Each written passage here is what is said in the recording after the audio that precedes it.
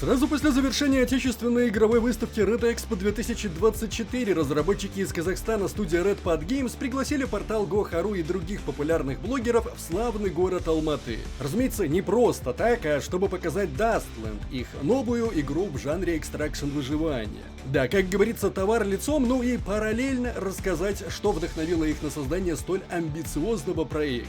Чтобы вы понимали, Алматы — это город, который сам по себе вдохновляет. Уютные улочки, заснеженные горные вершины, традиционная кухня — все это располагает к неспешным беседам и долгим раздумьям. Именно здесь команда Red Pad Games нашла баланс между своей культурной идентичностью и глобальными амбициями. О Dustland они, как водится, рассказывают с особой гордостью, словно о собственном ребенке. В Казахстан летал и кушал бешбармак, в смысле смотрел игру и вдохновлялся Андрей Сиротин, ну а меня, как вы знаете, зовут Мадлер, это портал Go.ru, и мы начинаем. Crystal Falls — совершенно новая, готовящаяся к выходу бесплатная экшен-RPG игра, действие которой происходит в постапокалиптическом стимпанковском мире спустя столетия после глобальной катастрофы, известной как Nexus.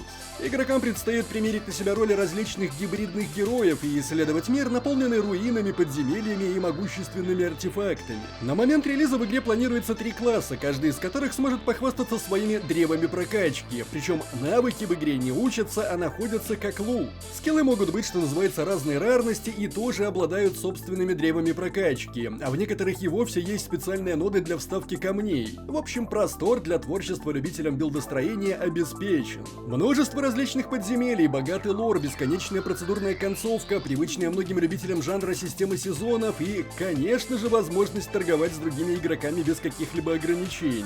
Многопользовательский режим, разумеется, тоже в наличии.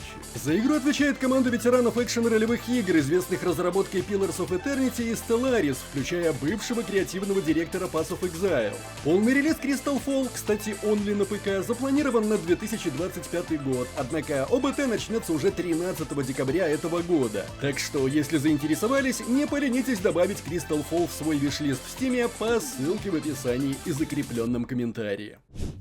Начнем с самого главного. Как эта самая Dustland вообще появилась? Собирая информацию о Red Pad Games, первым делом натыкаешься на интересный факт. Несколько лет назад студия начала работу над масштабным проектом Wartide Worlds. Этакий гибрид ММО, РПГ, стратегии и тактики. Это был проект мечты. Игроки должны были окунуться в мир эпических сражений, где каждая мелочь от проработки карт до поведения NPC была бы доведена до идеала. Но, как это часто бывает в индустрии, идея столкнулась с жесткой реальностью. В 2021 году команда не смогла привлечь инвесторов. Собственно, на этом многие бы и остановились. Финансовые трудности, разочарования, упущенные возможности — это то, что может подкосить даже самых стойких. Но Red Pad Games решили иначе. Осознав, что ресурсы ограничены, они переключились на более компактный проект — игру в жанре выживания. Вот так и появился Dustland. И разработчики, в общем-то, не скрывают, что эта игра начиналась как этакое временное решение. Но, как говорится, нет ничего более постоянного, чем временное. Так что со временем проект вырос из запасного варианта в амбициозную самостоятельную игру, которая уже на этапе разработки начала собирать вокруг себя аудиторию. Во время поездки в Алматы команда Red Pad Games организовала для нас экскурсии по местам, которые вдохновили их на создание Dustland. Одним из таких мест стал Чарынский каньон. Этот каньон — настоящая природная жемчужина Казахстана. Его часто сравнивают с Гранд Каньоном в США, но, честно говоря, у него и без того своя уникальная атмосфера. Красные скалы, сформированные миллионы лет назад, изгибы рек, уходящие вдаль, и абсолютно первозданная тишина. Это место поражает своей величественностью. И разработчики Dustland постарались перенести эти эмоции в игру. Их вижен Чарынского каньона выглядит сурово, опасно и заманчиво. Высокие стены защищают от бурь, но легко могут стать и ловушкой. Тенистые пещеры скрывают сокровища, но кто сказал, что их легко найти? Этот каньон стал одной из центральных зон игры, и его дизайн обещает стать незабываемым испытанием для игроков.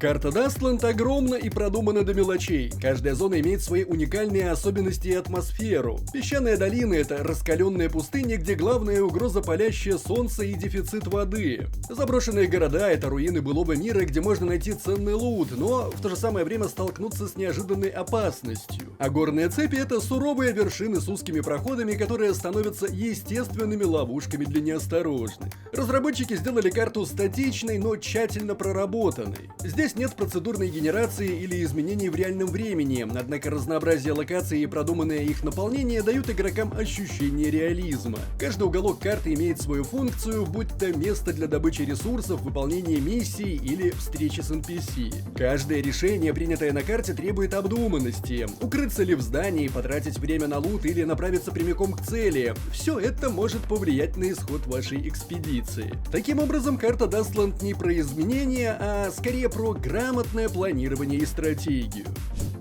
Ну и коль скоро мы заговорили о планировании, не стоит забывать об одном из важнейших расходных элементов выживания в пустыне – воде. Это без сомнения самый ценный ресурс в Dustland. Игрок вынужден постоянно пополнять ее запасы, иначе смерть неизбежна. Здесь есть выбор – купить воду в магазине хаба, найти ее среди лута, ну или забрать у других игроков. Да, как вы понимаете, в пустыне не бывает друзей, только конкуренты, а жажда – лучший мотиватор для предательства. Помимо воды, игрокам предстоит собирать элементы экипировки, оружие, расходники для него, хлам и редкие материалы. Все это можно продать, использовать для крафта или улучшения снаряжения. Однако помните, все, что вы носите с собой, будет потеряно при смерти. Именно поэтому многие предпочитают складировать ценные предметы в хабе, а в пустыню на простые задания ходить налегке.